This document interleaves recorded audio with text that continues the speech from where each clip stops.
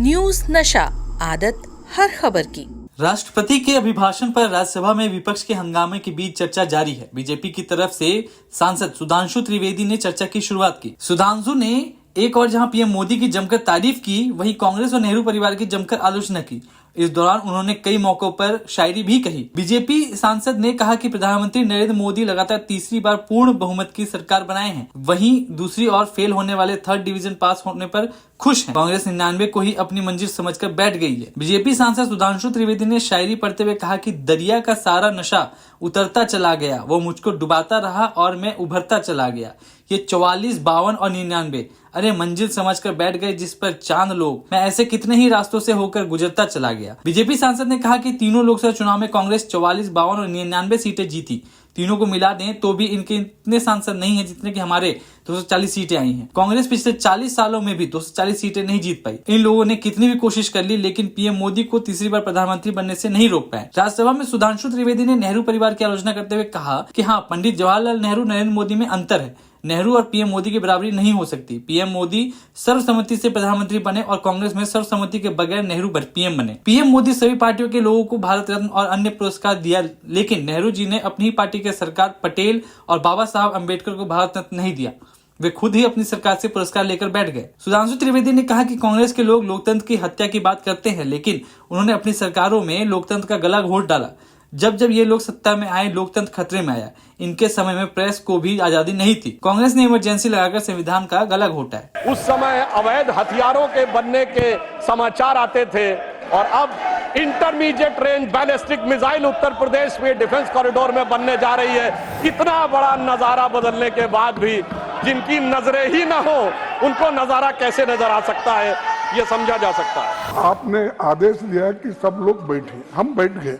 फिर in spite of that, if they are not honouring, सब बैठे भी नहीं तो सिर्फ अपना भाषण चलाते ही रहे। कौन सुनने वाला है आपका भाषण? हम तो नहीं सुन रहे। मैं बिल्कुल आपको नियम भी बताऊंगी sir, and I am also member of parliament and I have been given this right sir to raise a point of order. सभापति महोदय, मैं उत्तर प्रदेश का रहने वाला हूँ। वहां ब्रह्मोस मिसाइल का कोई पार्ट बने, कोई कंपोनेंट बने, ये अपने आप में कितने बड़े गर्व का विषय है। मुझे याद है कि हमारी सरकार, मोदी जी की सरकार आने से पहले उत्तर प्रदेश की छवि क्या बना के रखी गई थी। सिनेमा क्या बनता था उत्तर प्रदेश पे, जिला गाजियाबाद, लखनऊ सेंट्रल, तो सीरीज बनती थी मिर्जापुर, तो ओंकारा में मेरठ की गैंगवार, तो बाबर फिल्म में कानपुर की गैंगवार, तो कंपनी फिल्म में दिखाया जाता था कि जैसे कि मुंबई का सारा जो माफिया है वो पूर्वी उत्तर प्रदेश से आ रहा है।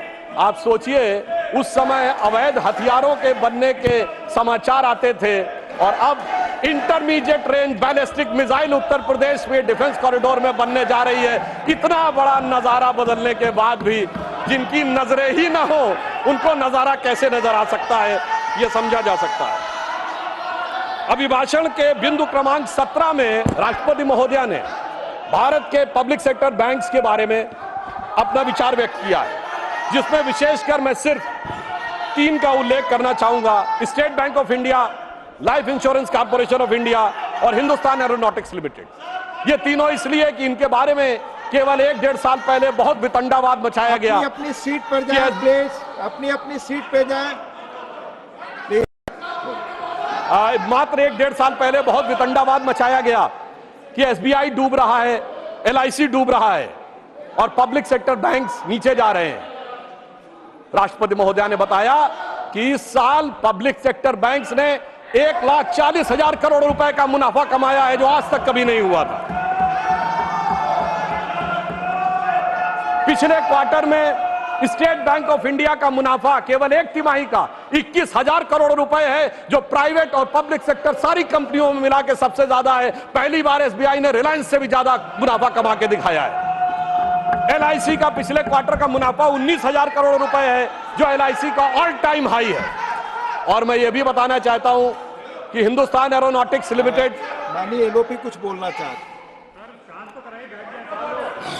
Please sir, point of order raise करने के लिए भी हम सरकार से इतना पूछना पड़ता है, तो ये बहुत ही अनडेमोक्रेटिक सिस्टम है। मैं आपसे विनती करता हूं, Priyanka Chaturvedi point of order raise की, अब आपने आदेश दिया कि सब लोग बैठे, हम बैठ गए, फिर in spite of that if they are not honouring, सब बैठे भी नहीं तो सिर्फ अपना भाषण चलाते ही रहे। कौन सुनने वाला है आपका भाषण? हम तो नहीं सुन रहे। माननीय please please please please please आप प्लीज प्लीज माननीय प्लीज देखिए सर, देखिए माननीय सर, आप मैंने आग्रह किया सभी लोग अपनी सीट पर जाएं। जब तक नहीं गए थे आपने कहा मैं मौका दे रहा हूं, प्लीज प्लीज माननीय लोगों को बोलने दो। पॉइंट ऑफ रेजर किए हैं, आप बैठे, पॉइंट ऑफ ऑर्डर जो भी है, जब बाहर लोग थे यू अलाउ देम, मैंने कहा allow he has to yield, he has to yield. नहीं, पॉइंट ऑफ ऑर्डर उठाना चाहती है प्रियंका जी, आप सहमत हैं? Point of order Priyanka ji, point of order आप तय करिए पॉइंट ऑफ ऑर्डर। हाँ Priyanka ji Chairman, sir, right now. Please sir, why should he, किस नियम के तहत कौन सा? Sir, मैं बिल्कुल आपको नियम भी बताऊंगी, sir, and I'm also a member of parliament, Please. and I have been given this right, sir, A to raise a specific- point of order. Yes, yes. It is unfair that I have been screaming non-stop, and the members of opposition have been asking you to Please, yield. please, Sir, put your point of order. point number 259. Sir, point 259. number 259. Yes. Chairman to preserve order and enforce decisions. The chairman shall preserve order and shall have all powers necessary for the purpose of enforcing his decisions. Sir, we have been protesting non-stop. We cannot hear what he is speaking. He is being allowed to speak while we are not being allowed to even raise a point of order. Please. Isn't it your responsibility, Please, sir, please. with all due respect, Please, I know the rules. Please, that please even take the your seat. opposition voices can be Please heard? take your Yes, seat. I will sit down, Please sir. allow. This is not point of order.